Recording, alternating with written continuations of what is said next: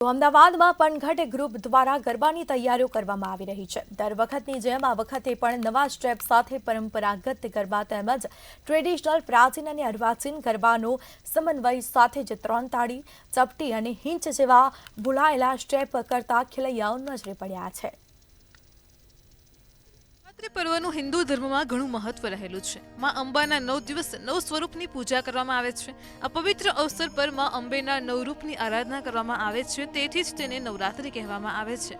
વેદ પુરાણમાં અંબાના 9 સખી સ્વરૂપનું પણ વર્ણન કરવામાં આવ્યું છે। પનઘટ પોતાના પ્રાચીન અને અર્વાચીન સ્ટેપ માટે પ્રચલિત છે। જનરલી પનઘટ દર વર્ષની જેમ આ વર્ષે પણ તાળી, ચપટી અને હિંચનો સમન્વય કરી અને આપણા પારંપરિક અર્વાચીન અને પ્રાચીન ગરબા સાથે જ નવરાત્રિ 2025માં ખેલૈયાઓ સાથે ઉતરશે। ખેલૈયાનો એટલું જરૂર કહીશ કે પરિવર્તન એ સંસારનો નિયમ છે। અત્યારે ગુજરાતનો ગરબો એક અલગ દિશામાં જઈ રહ્યો છે, જેને ઝોમ્બી ગરબા અમે કહીએ છીએ, જેની અંદર મૂળભૂત ગરબાની વાત ખોવાઈ ગઈ છે। જનરલી ગરબા માતા જગદંબાને પ્રસન્ન કરવા માટે મા જગદંબાની આરાધના, ભક્તિ અને શક્તિનો પર્વ છે। જ્યારે નવરાત્રિને ગણતરીના દિવસો બાકી છે ત્યારે અમદાવાદમાં પણ નવરાત્રિનો ઉત્સાહ અત્યારથી જોવા મળી રહ્યો છે। ક્યાંક ખેલૈયાઓ નવરાત્રિની તૈયારીઓના ભાગરૂપે ખરીદી કરતા નજરે પડી રહ્યા છે, તો ક્યાંક ખેલૈયાઓ અવનવા સ્ટેપની તૈયારીઓ પણ કરી રહ્યા છે। બહુ જ મસ્ત કલેક્શન છે। એવરી ટાઈમ ન્યૂ કલેક્શન્સ આવે છે અહીંયા। એક બાજુ નવલી નવરાત્રિ નજીક આવી રહી છે ત્યારે ખેલૈયાઓ બજારોમાં કેડિયું, ચણિયાચોળી તેમજ ઓર્નામેન્ટની ખરીદી કરતા જોવા મળ્યા। દર વખતની જેમ આ વખતે પણ નવરાત્રિમાં અવનવા ચણિયાચોળી તેમજ અલગ અલગ થીમના ઘરેણાં પણ જોવા મળ્યા। ઘણી બધી નવી વેરાયટી છે અને ઘણું બધું કલેક્શન સારું એવું છે। થોડું મને એક્સપેન્સિવ લાગ્યું। મેં એકદમ સિમ્પલ બ્લુ કલરના, ડાર્ક બ્લુ કલરના ચણિયાચોળી લીધા છે। મને થોડું સિમ્પલ મિરર વર્ક ગમે છે અને હું અહીંયા ફર્સ્ટ ટાઈમ આવી છું। આ મારો સન છે, મોટો સન, અને અમે હાથની બેંગલ્સ લીધી છે, કાનના ઇયર કપ્સ લીધા છે, જે અત્યારે પેલું ફેશન ચાલે છે એ પણ લીધું છે। નવરાત્રિ નજીક આવી રહી છે ત્યારે અમે બહુ જ એક્સાઇટેડ છીએ ગરબાને રિલેટેડ કે પછી આ કલેક્શનને રિલેટેડ। અમે કચ્છથી આવ્યા છીએ। અમને બહુ તારીફ સાંભળવા મળી કે અમદાવાદમાં લો ગાર્ડનમાં બહુ સારા એવા ચોલી મળે છે, તો અમે જોયું કલેક્શન રિયલી બેસ્ટ છે। અહીંયાનું જ્વેલરી બી બહુ બેસ્ટ છે।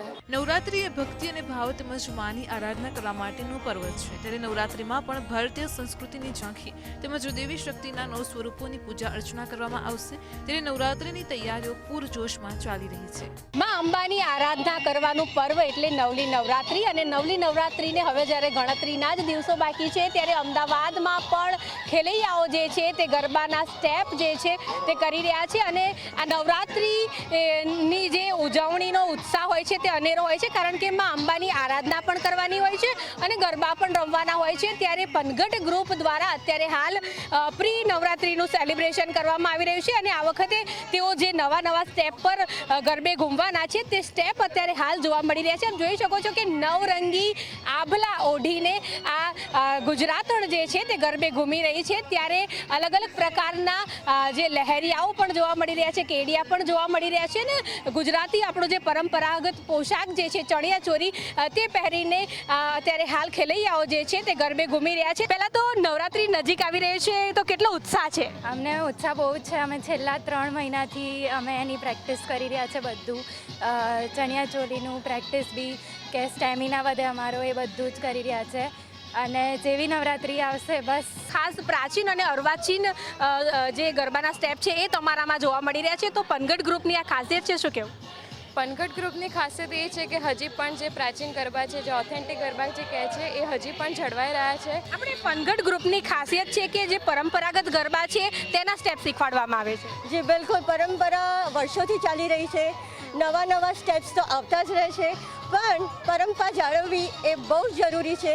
તો અમે જે અર્વાચીન અને પ્રાચીનના જે ગરબા છે એમને અમે પ્રાધાન્ય આપીએ છીએ। આજે ખેલૈયાઓ જે છે તે ગરબાની પ્રેક્ટિસ કરતા નજરે પડ્યા, સાથે જ માં અંબાની આરાધના કરવાનું પર્વને હવે જ્યારે ગણતરીના દિવસો બાકી છે ત્યારે એક અલગ જ પ્રકારનો અનેરો ઉત્સાહ જે છે તેમના જોવા મળ્યો।